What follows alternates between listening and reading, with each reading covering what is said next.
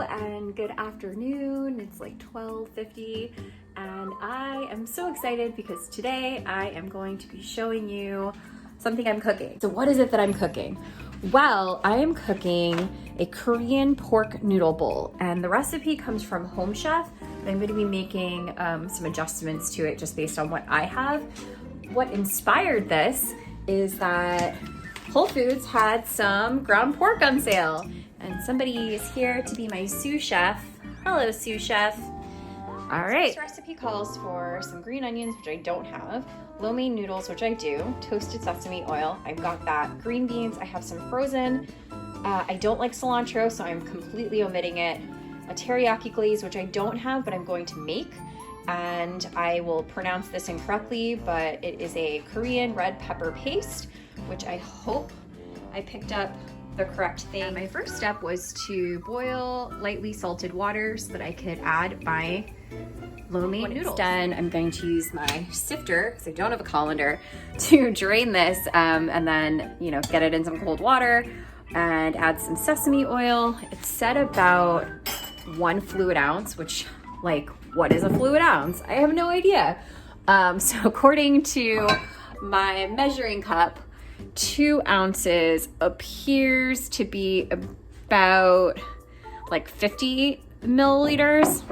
So I would say 25 is 1 ounce. Oh, yeah, half an ounce. So it's gonna be half of 25. So I'm just gonna go with 15 milliliters, which is a tablespoon. All right, so onions going in. Here, this is actually a jalapeno. It's not a red Fresno chili, which is what I was supposed to grab. But I know that Fresno chilies and jalapenos are pretty similar. Green jalapenos are a little bit milder. So this will just be a milder version of what this dish is meant to be like.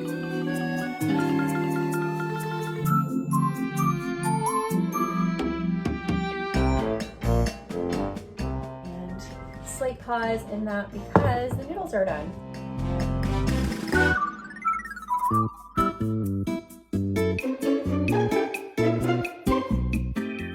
All right, so I've got my ginger. I actually have a box grater. The box grater is kind of a pain in the butt to use. It might be a little bit easier with one of those handheld graters. But anyway, I just smashed the ginger and roughly chopped it, calling that a day. Tiny, tiny tablespoon of cornstarch just to sort of thicken this up. I want to attempt it and say gochujang, but that my brother is going to tell me is not correct. Maybe my sister-in-law will be like, you tried, good job. I really enjoy Korean food, so I've had it quite a few times. Give this a nice little stir. One last item I'm going to be adding to this mix is actually just a red bell pepper, just for the color. I know it's not going to add any heat or anything. Because I didn't get that red chili, I do feel like that color is going to be really nice in this dish. I just want to show you that the meat's cooking up really nicely. I think the idea was that the green beans would get charred, but there's honestly way too much liquid in here, probably because of the water from freezing and unfreezing these green beans. Cooking, it probably needs maybe another 3 or 4 minutes. Just wanted to show you that I added the red pepper. Yeah, what's going on in my life? I feel more invigorated at this point.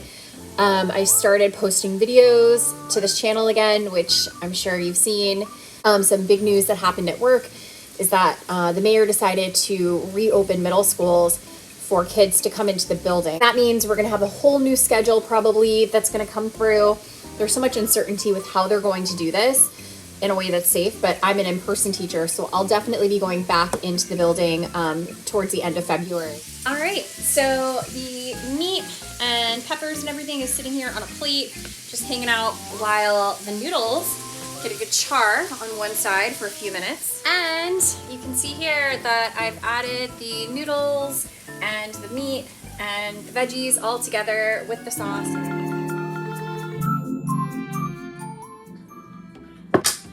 Give it a try. Let's see what I think. These are, I think, children's size chopsticks. I think that there are elements of this that feel inspired by Korean cuisine, obviously the red pepper paste. But yeah, it just feels like a noodle dish. It's really nice.